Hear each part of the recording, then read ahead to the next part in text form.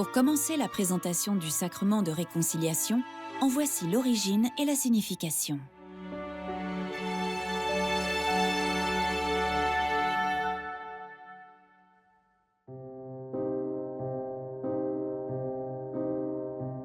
Le sacrement de réconciliation, qu'on appelle aussi le sacrement de pénitence, du pardon ou confession, est avec l'onction des malades le second sacrement de guérison. À travers lui, le Christ guérit l'âme et le cœur du chrétien, dont la vie peut être affaiblie par le péché qui l'éloigne de l'amour divin. La grâce de ce sacrement est donc le don gratuit du pardon de Dieu. Il permet de retrouver la pureté du baptême et d'avancer dans la vie chrétienne dans la paix avec soi-même, avec les autres et avec Dieu.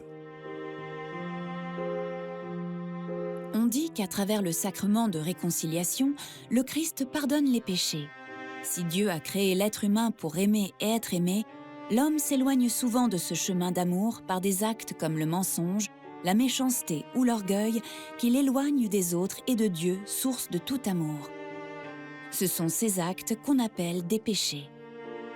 À la racine de tout péché, il y a le refus originel des premiers êtres humains, Adam et Ève, de vivre avec Dieu dans une relation de confiance et leur volonté de construire leur bonheur sans lui. C'est ce que les catholiques appellent le péché originel.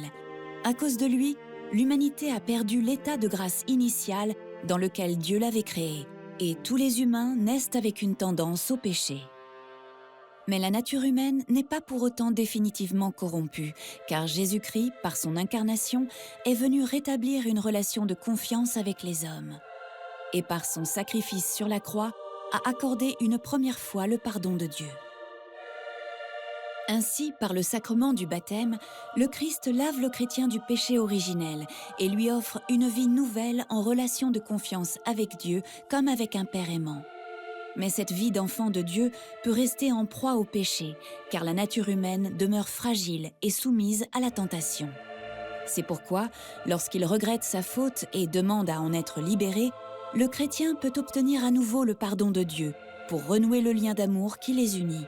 C'est ce pouvoir de pardonner que le Christ a transmis à son Église à travers le sacrement de réconciliation.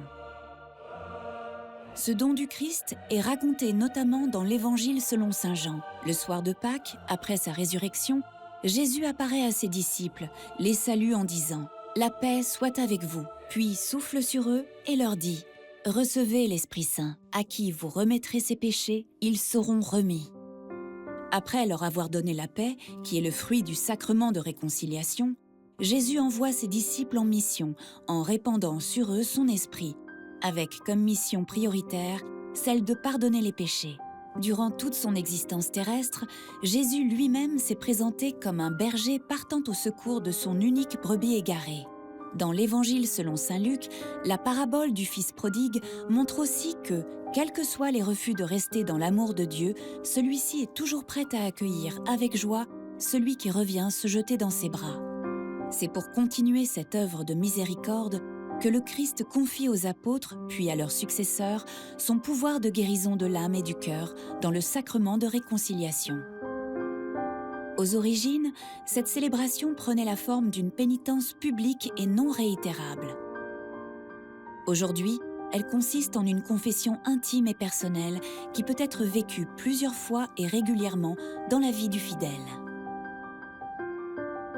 Durant la confession, après avoir regretté sa faute et demandé à en être libéré, le pénitent reçoit le pardon de Dieu par l'intermédiaire d'un prêtre, qui a donc reçu du Christ le pouvoir de remettre les péchés en son nom. Mais comme tous les sacrements, la réconciliation concerne toute l'assemblée des croyants. C'est pourquoi le prêtre ne représente pas seulement Dieu, mais aussi toute la communauté chrétienne, l'Église, qui se reconnaît dans la vulnérabilité d'un de ses membres, qui écoute son repentir et se réconcilie avec lui.